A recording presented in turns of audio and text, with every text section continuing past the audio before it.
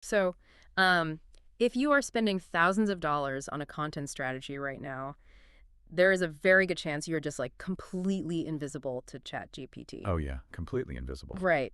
So today we are doing a deep dive into a recent technical audit of 1,000 websites, and we're looking at your own marketing notes too. Mhm. And our mission here is really simple. How do marketing teams and small business owners actually get cited by AI? Right, because we are, tossing out the generic write better content advice today. Exactly. We need to look at the hard technical infrastructure you actually need.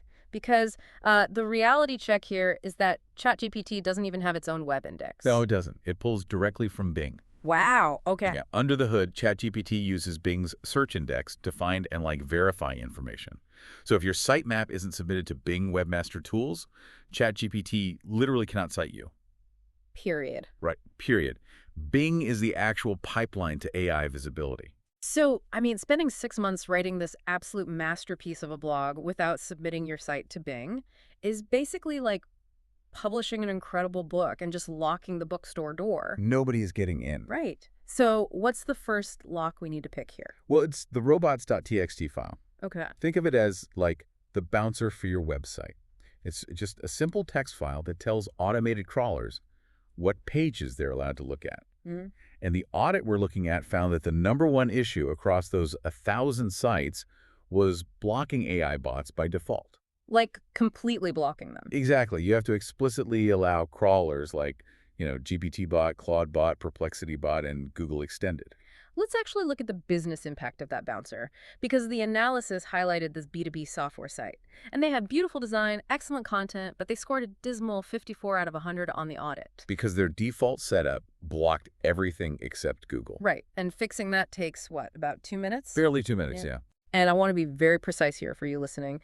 The audit tool's scoring model projected an 18-point improvement just for updating that one file. Now, to be totally clear, that is an estimated projection from their model, not a measured before and after retest.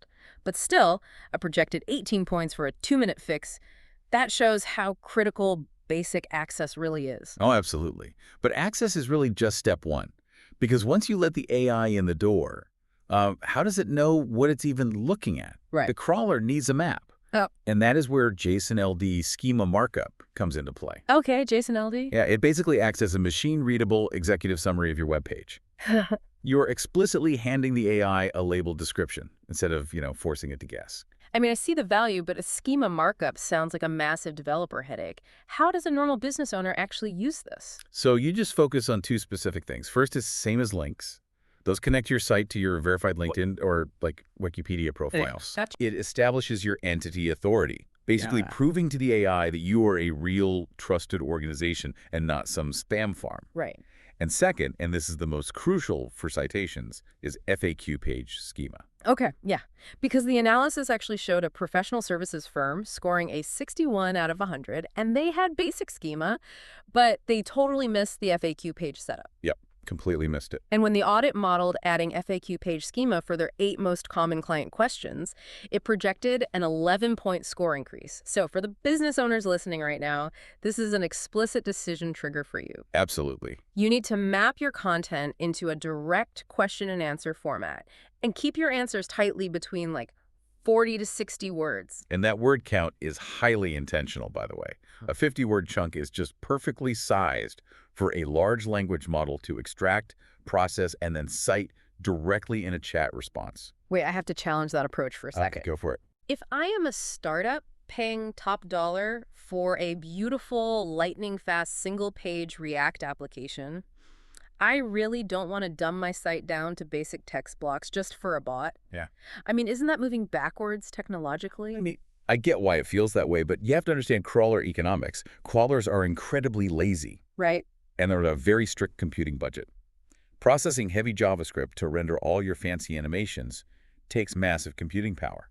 So bots like Bing's will often just look at the raw code and then just move on rather than waiting for your site to load. Oh, wow. Yeah, the audit actually found a startup that scored a 40 out of 100 because of this exact JavaScript trap. To the Bing crawler, their 3.9 kilobyte homepage was effectively blank. Because the bot literally just gave up before executing the code to reveal the text. Precisely. And this is exactly why you need semantic HTML5. Instead of just throwing text into generic containers, you use specific coding tags that act like table of contents. So the AI knows exactly what is a headline and what is just a paragraph. Right. And you absolutely must use exactly one H1 tag per page to serve as the structural backbone. It tells the bot, undeniably, what that specific page is about. Okay, so for the business owners listening right now, grab a pen. Here is your 3-step technical checklist for this afternoon. Number 1, go unblock those AI bots in your robots.txt file today. Today, just do it. Number 2, submit a clean, complete sitemap to Bing Webmaster Tools. And number 3, implement that FAQ page schema on your highest traffic pages. I mean, those 3 steps are non-negotiable for AI visibility. But, it brings up a broader implication to chew on here. Oh, what's that? Well, if the winning strategy is forcing everyone to write in these 40-word, machine-readable chunks wrapped in basic HTML just to appease the crawlers, what happens to the actual human experience? Oh, that's a good point. Right. Like, are we about to enter an era where businesses have to build 2 entirely separate versions of the internet? One visually rich experience for human customers, and then one stripped-down, purely functional version just for the bots. Exactly. Because right now, average content on solid infrastructure gets a chance. But great content on broken infrastructure just remains totally